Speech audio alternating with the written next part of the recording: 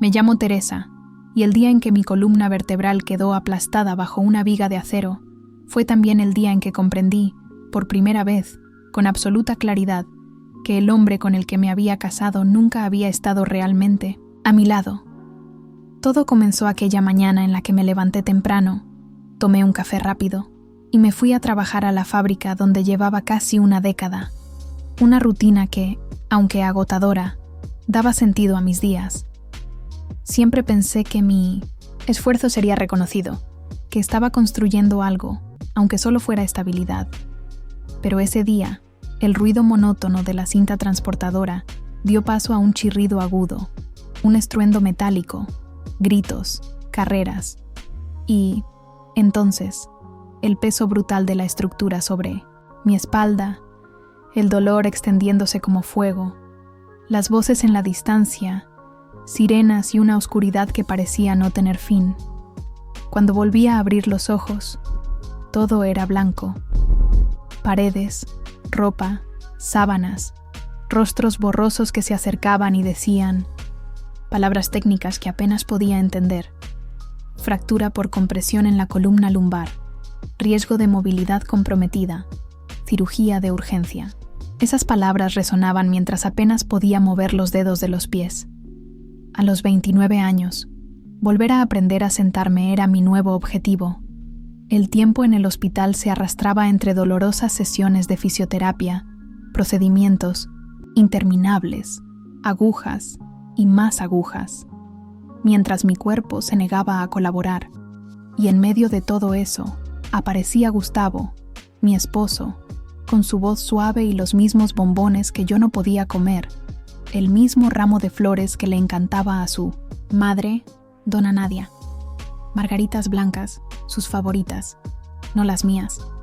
Tu madre te manda recuerdos, me decía desde la puerta, como si fuera un regalo divino, y luego se sentaba a mi lado unos minutos antes de marcharse diciendo que tenía que resolver cosas del proceso judicial. Nunca me preguntaba cómo estaba, cómo me sentía, qué necesitaba. 5 años de matrimonio me enseñaron a leer entre líneas, a darme cuenta de lo incapaz que era de hacer nada sin la aprobación de su madre, una mujer altiva, de mirada siempre crítica, que me toleraba como si fuera un mal necesario. Cuando Gustavo empezó a hablar de buscar una indemnización judicial por mi lesión, pensé que, por fin, estaba haciendo algo por mí, pero pronto descubrí que las conversaciones con los abogados habían comenzado semanas antes sin siquiera consultarme.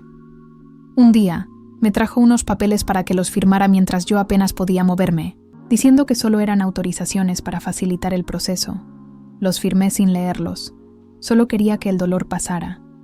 Entonces, un día, apareció radiante, con rosas, hablando en voz alta en la habitación como si estuviéramos de celebración, y anunció que la indemnización de la fábrica había sido depositada. 20,000 reales. Lloré, no de dolor, sino de alivio, imaginando mejores tratamientos, un espacio solo para nosotros, lejos de la vigilancia constante de mi suegra. ¿Cuándo lo recibiremos?, pregunté. Gustavo se quedó en silencio, desvió la mirada y dijo, con un tono extraño, ya lo recibí, firmó el poder. ¿Recuerdas? Se me heló la sangre en las venas. Continuó, ahora mirando por la ventana.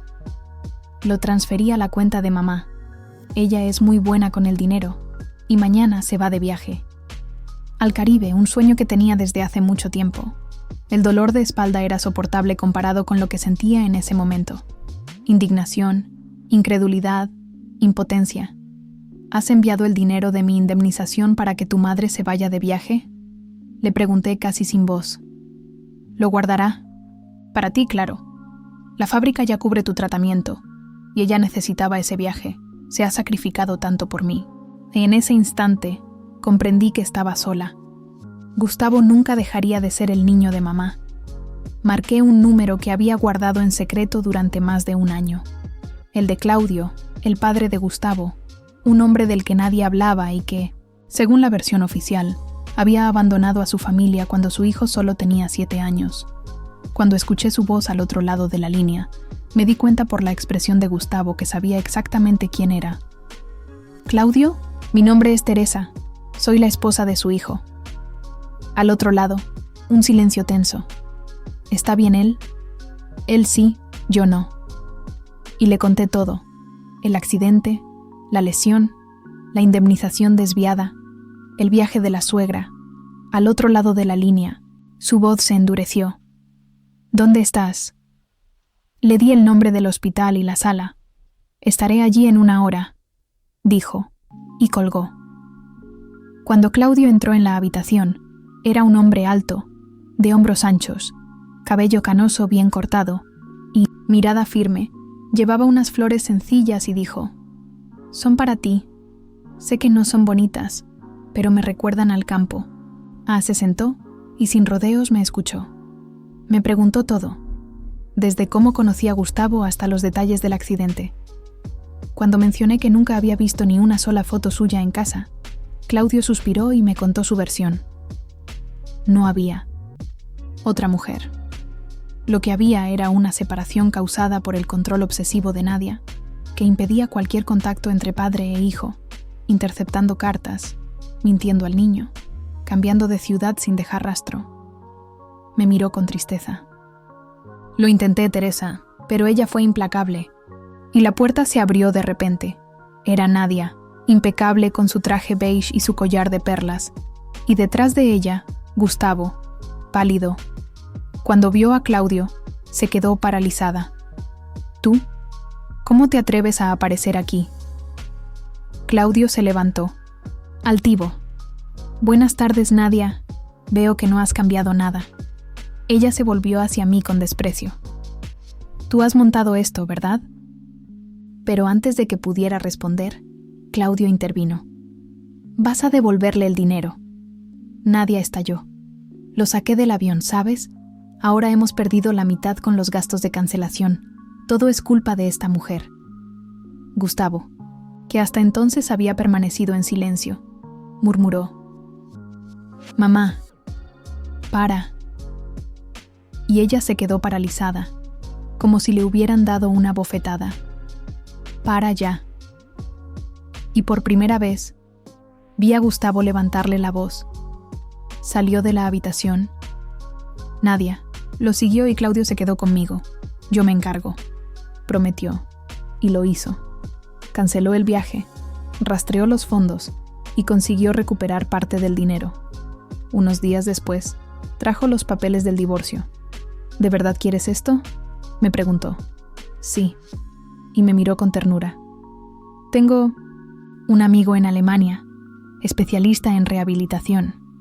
Puedo organizarlo todo. Se me llenaron los ojos de lágrimas. ¿Por qué?, le pregunté. ¿Por qué haces todo esto por mí? Dudó y respondió. Porque no pude salvar a mi hijo, de ella, pero puedo ayudarte a ti. Y porque me recuerdas a alguien. Acepté. Me fui a Hamburgo con él. Allí conocí la clínica, los médicos, el parque que rodeaba el hospital. El tratamiento era riguroso, pero sentía que había una oportunidad. Y Claudio se quedó. Ayudaba en todo. Organizaba cada detalle. Me hacía reír. Hablaba largo y tendido sobre la vida. Un día le pregunté, ¿por qué eres tan amable conmigo? Él respondió, porque te lo mereces, porque quiero estar aquí. Poco a poco, nos fuimos acercando.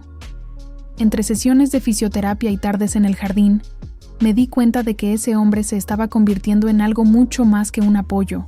Era alguien que me veía de verdad. Un día, cuando ya podía caminar con ayuda, me tomó de la mano y me dijo, Teresa, sé que puede parecer extraño, pero me he enamorado de ti. Me quedé en shock. No tienes que decir nada ahora, solo quería que lo supieras. Pero yo ya lo sabía, y con el tiempo lo acepté. Empezamos a vivir algo nuevo, diferente, sereno. Gustavo me escribió. Me dijo que ahora lo entendía todo, que había vuelto a encontrar a su padre, que estaba en terapia, tratando de entender la vida sin su madre como centro. Nadia había sufrido un accidente, irónicamente, similar al mío. Se fracturó la columna en una caída y ahora enfrentaba la adicción que tanto ignoró en mí. Gustavo quería internarla en una clínica. Hablé con él. Le pedí que no lo hiciera por venganza, que no repitiera el patrón. Dudó, pero entendió. La colocó en una residencia digna, con cuidadoras, lejos de la frialdad que antes me había ofrecido. Y entonces, seguí con mi vida. Me casé con Claudio un año después, en una ceremonia sencilla. Gustavo asistió. Tenía paz en el rostro. Hoy, 3 años después, escribo esta historia con un ligero cansancio en la espalda, pero con pasos firmes y el corazón tranquilo. Trabajo en una empresa de logística en Hamburgo. Comparto mi hogar con un hombre que me respeta y que en medio del caos fue la mano que me rescató. A veces miro atrás y me asusta lo mucho que he vivido, lo mucho que he perdido y lo mucho que he ganado, pero hoy sé que todo eso me ha traído hasta aquí. Y si has leído hasta el final, que sepas que, a veces, la caída es el comienzo del ascenso. Solo hay que no conformarse con menos de lo que uno se merece. Gracias por escuchar mi historia.